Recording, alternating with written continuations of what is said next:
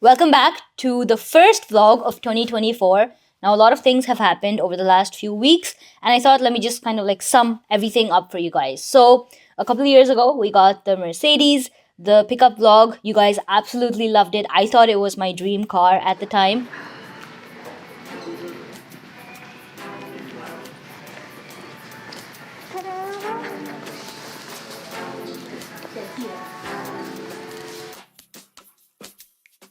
And honestly, I loved driving it for the last few years. But towards the end, I kind of felt that it was kind of small, so I decided to upgrade. We no longer have the Mercedes, now we have the Audi Q3. And a couple weeks ago, this is what I picked up.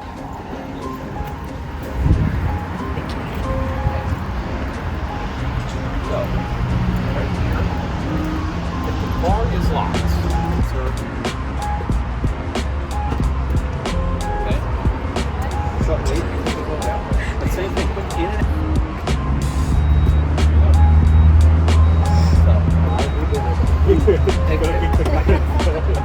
it comes in handy, it really does.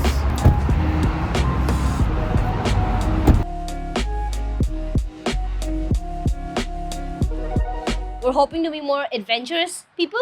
Tomorrow we're gonna take it up in the snow, but this is how it looks. It's all black, probably like our favorite color. We don't have a custom number plate on this yet, and this is where I need your help. So unfortunately, since we moved from New York State to New Jersey, Saloni is not available. I'm so sad I have to give up those number plates. They look so good, but I want to get some other custom number plates. So put this in the comment below. Saloni is not available, Verma is not available, Karan's not available, his last name isn't available. So get creative. It needs to be 7 letters or numbers, and something, that we could do that would be fun. So put that in the comments. I need your help on this one.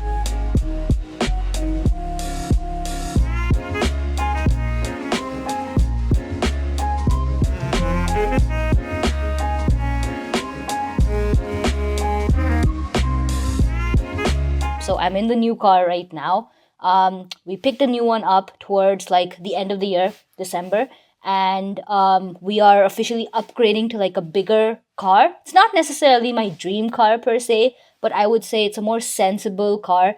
It's sort of like an SUV, so a lot more roomier in the back. There's a lot more space in the trunk, all that good stuff. Some more cool features, wireless Apple CarPlay, the automatic trunk thing, which I love. Today, we are officially taking the car on the first long drive. We're going back to Ithaca, going to the office. Now, we have everything loaded up in the back. I'm going to be in Ithaca for about 1 week. It is definitely much colder than Jersey City, so I am ready to be snowed in, shuffle the snow, clean the car, getting back to all, those things that I did for the last 5 years, honestly. But the one thing that I never forget while I'm traveling is my Dossier perfume. Now, you guys know this. I've been using this for a really long time. The one that I have today with me is the Woody Chestnut, and this is by far one of my favorite fragrances. They come in super travel-friendly sizes. I literally have one in the car with me, right on the go. They have like these cool snap-on caps. You can travel with these, perfect for boys and girls. Super affordable luxury fragrances. I'm going to leave a link in the descriptions for you guys to check it out as well. So one of the cool things that I like about the car is the reverse system, and it has like a top-down view. Let's get it up a little bit.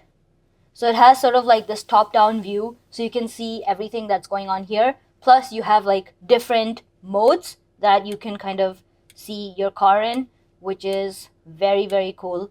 Honestly, like the Mercedes didn't have a lot of these features. Makes sense, it was a couple of years old. Once you're like in the drive mode, it also has like a front camera that you can turn on. So you can kind of see what's happening in the front, not only in the back. So I think that's a super cool feature to have as well. So safety wise, definitely give it like a 10 on 10 so far.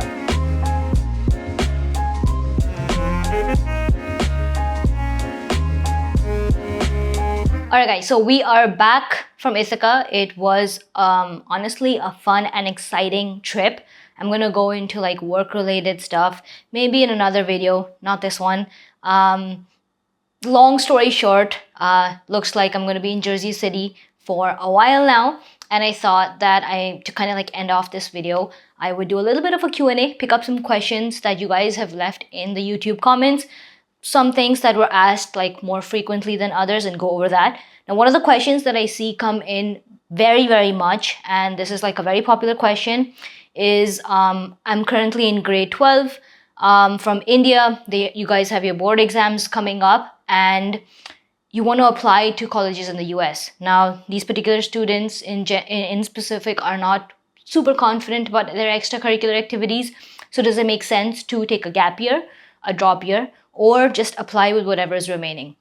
I feel like there are like pros and cons to this. If you apply right now, the biggest advantage is that obviously you wouldn't be a gap year student. You can start this fall, which means in August. You're not wasting any time. There are a considerable amount of disadvantages though. A lot of the good universities, I would say top 20, their deadlines are over, done. If you're okay compromising on that aspect and you feel like it's okay, I'm not trying to aim for these top universities anyway, I'm just going to apply with whatever is left, then you can, continue to apply. There's nothing wrong with that. Many students still apply. I would say more than half of the universities still have their applications open right now. So it's not the worst thing in the world. Now, with that said, if you're not confident about your profile at all, maybe taking a gap year is a good option because you're investing a lot of money by coming to the US. And I feel like doing it half-heartedly or with not all of the options available, not getting into a good college, which will in turn mean you don't maybe get a good job after you graduate. And there are a lot of kind of things that snowball after that with this small decision that you take. With all of this, if taking a gap year means you could potentially get into a good college, improve your grades, take more AP exams, work on your profile, do some research, get involved in volunteering activities, then it all makes sense. Now, I have a separate video on the gap year altogether, so you guys can watch that. But in short, there's no this is what everybody should do answer for this question. It's basically how confident are you in what you would be able to do in that gap year. It shouldn't be a waste of time where you are just applying for colleges, because colleges see that as not being productive. So along with taking a gap year, along with applying to colleges, you have to be doing something else from morning till evening that you can also showcase on your application. Self-improvement, taking classes, online courses, any of that stuff. I'm an electronics student. I want to pursue my master's in biomedical from Cornell. Is it possible to get fully funded as an international student? I see this type of question come in a lot, so I'm going to answer this in twofold. One, if you're trying to switch majors, basically you're going from electronics to biomedical. This is very common. You can do this. It's not the end of the world. Just showcase some amount of interest or a few projects that you've done related to the new major that you're trying to switch over to in your college application, and you should be fine. The second part of this question regarding the funding, it is extremely difficult. I would say close to 0% chances that a master's student gets funded in the US for a master's degree. Unless your master's degree is... Hello? Yeah, मैं video record कर रही थी. आपने पूरी recording में... Unless your master's program is related to a research-based thesis where you convert that program into a PhD later on, or you're able to get some sort of an RA or TA position. Again, all of these things are part of the funding where you get maybe $1,000, $2,000 per month at the most. It's not going to cover your tuition. So master's students, if you're trying to do this degree, you have to be ready to pay the tuition fee in the US. Okay, so we have another question that says, I just wrote my IGCSE exam and recently received my results. Do I need to take the SAT or the English test? Can I just apply to US university without these additional tests? And this is, again, a common question that is asked, but I'm going to show you guys how you can find what is required for which university by yourself. So essentially, what you are going to want to do is open up Google. Let's say we want to look at something that's open, so maybe like UT Dallas at this time. So I would type UT Dallas SAT test requirement for international students. And that's it. I search. If I open up the link, we can see that they have a couple options. You can get your English proficiency test waived if you give your SAT test, and this is the score that you need. They clearly mention this in the reading section. Other than that, on the same page, we can also see that they do have the English proficiency requirement. So there are a few ways to waive those requirements if you are an international student. Or if you decide to take a test, they also mention this is what your score and cutoff should be. So essentially, it's as simple as this.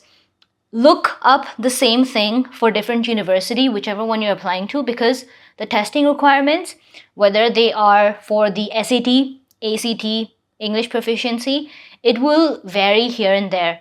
In my experience, a lot of the universities are flexible with their SAT and ACT testing policy right now. This can change next year. But when it comes to English proficiency, they still want international students to give some sort of an English proficiency test. And I feel like giving the test is advantageous in two fronts. One, just give it, get it over with. It's not a big deal if you know how to talk, communicate, and listen in English.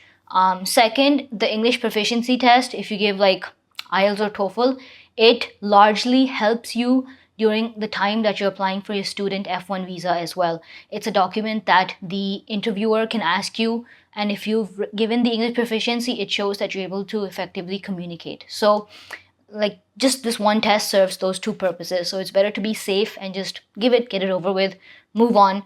Plus, I think the test is available in so many locations throughout the world, so it's not something that you have to travel too far to give. They also have a lot of flexible dates. Students are able to find dates in like the next 10 days or so you don't have to wait too long either to get dated as well.